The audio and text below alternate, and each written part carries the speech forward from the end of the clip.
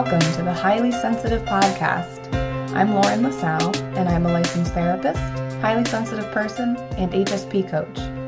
This bi-weekly podcast is meant for highly sensitive people and their loved ones, as both experiences will be discussed.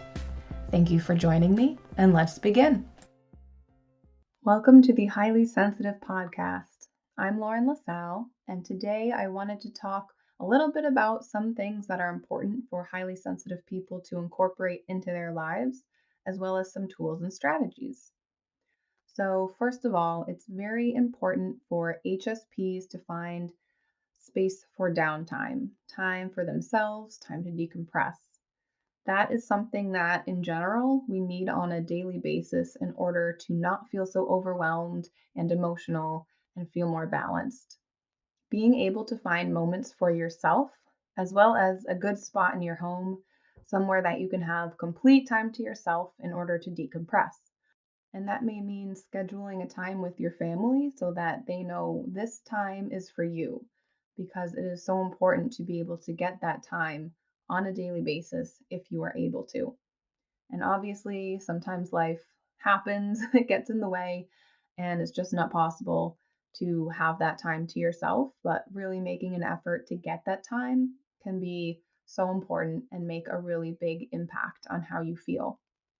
Another thing that is important for everyone, really, but especially for HSPs, is getting enough sleep. I know for myself that if I don't get enough sleep, I really feel it the next day and I feel very tired. And sometimes I have physical symptoms like nausea or headaches. And you can look into sleep hygiene if you're not familiar with that to get some ideas about things to do to help you get a good night's sleep. And these are things like making a bedtime routine, limiting electronics before you go to bed, making sure that you have a dark, cool room to sleep in, and if you need some sort of background noise to fall asleep, making sure you have that, things like that. Another thing that can really help HSPs is limiting the intake of negativity, such as the news or violent TV shows and movies. So I'm a person that really enjoys true crime, horror movies, all of that stuff, but I have noticed that it tends to make me feel stressed out and just not great if I watch too much of it or if I'm exposed to too much of it all at one time. So, knowing yourself and knowing what type of balance you need is important, really, for everything, but especially being aware of how much negativity you are exposed to and that you take in. So, like I said, know your triggers and plan accordingly. Pay attention to how certain things make you feel and be aware of what you need to do for yourself to feel more balanced. Something that can be helpful with regulating emotions and feeling more balanced mentally are any type of grounding tool. One that I've had a lot of positive responses to from clients is grounding with all of your senses. Doing this takes you out of that headspace where maybe you're ruminating, you're overthinking, you're feeling anxious or sad, and it puts you into the present moment. So, to do this, you focus on what do you see around you? And you really want to look and make a mental note about what you see. So, for example, I see a tree outside the window. It has green leaves, it has gray bark, things like that. So, really noting what things look like, what colors you are noticing, if you can smell any smells, if you can taste anything in particular, noticing what you can physically feel with your body. So, how do your feet feel on the ground? And if you're sitting down in a chair, how does your back feel on the chair? Pay attention to what you can hear. Are there any subtle background sounds that you weren't aware of before you brought your attention to this? That's grounding with the senses. And the good thing about this exercise is that you can really do it anywhere. You can do it at home, at work. You can do it if you're out somewhere and you're feeling really overwhelmed or anxious, and people won't even know that you're doing it.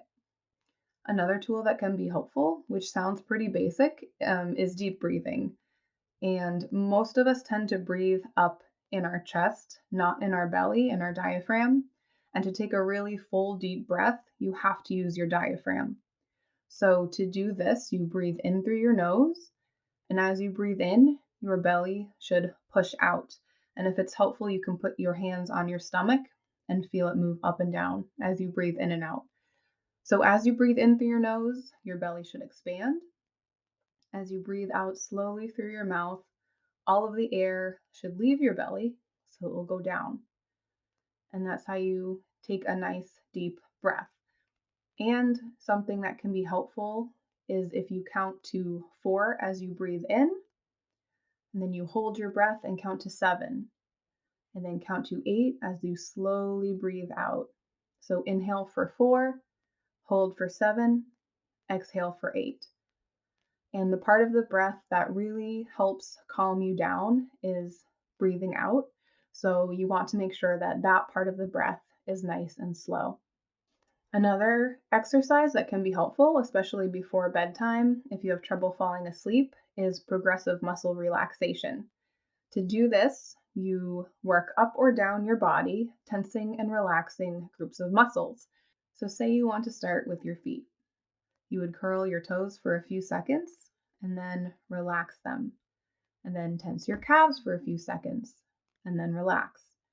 And you do this the whole length of your body, finding different muscle groups to tense and relax, and this will physically relax you.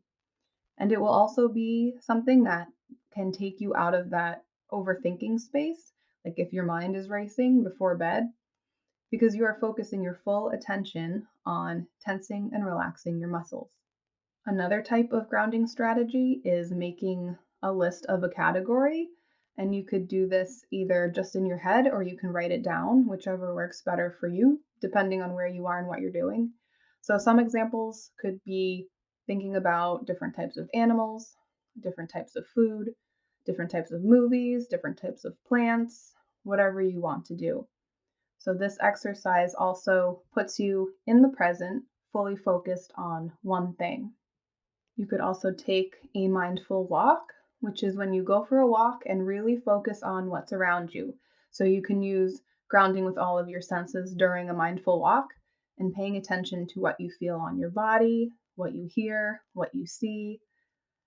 You can also mindfully eat something. So you can find a piece of food. Before you eat it, notice what it looks like, what it feels like, what it smells like. Chew it slowly to really notice the texture of it, the flavor of it, what it feels like inside your mouth, what it feels like when you swallow it. Is it dry? Is it juicy? Really noticing things that we tend not to pay much attention to. Something that also can help you regulate your emotions is being aware of what your vulnerability factors are. So these are things like not getting enough sleep, not eating enough, not drinking enough water. There are others depending on the person, but things like what I just mentioned could really have a negative impact on how you're feeling. For me, and I think this is common for a lot of HSPs, if I don't get enough sleep, I can really feel it the next day, and that definitely has an impact on my mood. And if I'm really hungry, and I think hangry is the word, it can really impact how I'm feeling, and I tend to get more irritable.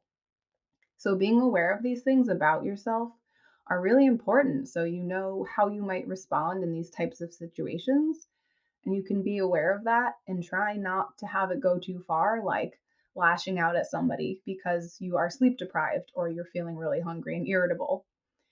And just making sure that you are aware of what your body needs. So if you're starting to notice that you're feeling a little hangry, recognizing that you're feeling like this because you need to get something to eat. Self acceptance, self esteem, and self compassion are important in general for everybody, but especially for highly sensitive people, since it can sometimes be very frustrating when you feel like you aren't able to do what other people can do, or when certain things affect you more than they seem to affect others.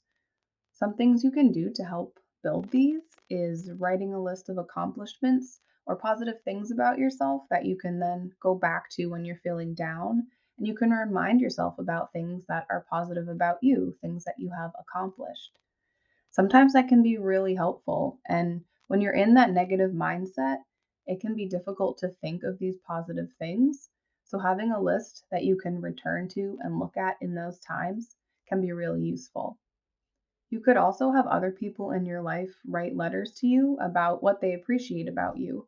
And this can also be a great thing to do for children, especially if you have a highly sensitive child who seems to struggle with self esteem and negative self talk. And then you can go back and read those letters when you feel like you need some encouragement and a self esteem boost. And of course, it depends on who you feel comfortable asking to do this for you. One of the last things I want to say is that it's important for HSPs to understand that there's nothing wrong with you. This is the way that you are, and it can be really easy to compare yourself to other people and go into that negative thought spiral.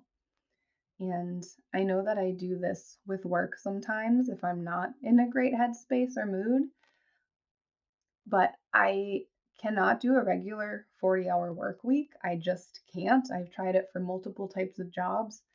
And after a while, it's just too draining. It's too exhausting. I don't have energy for anything else in my life.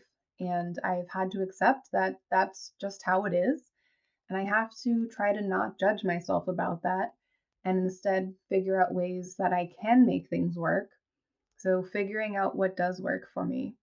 It's also important to remember that you are not too sensitive. So, even though you may be more sensitive in some areas than other people, it doesn't mean that it's a bad thing.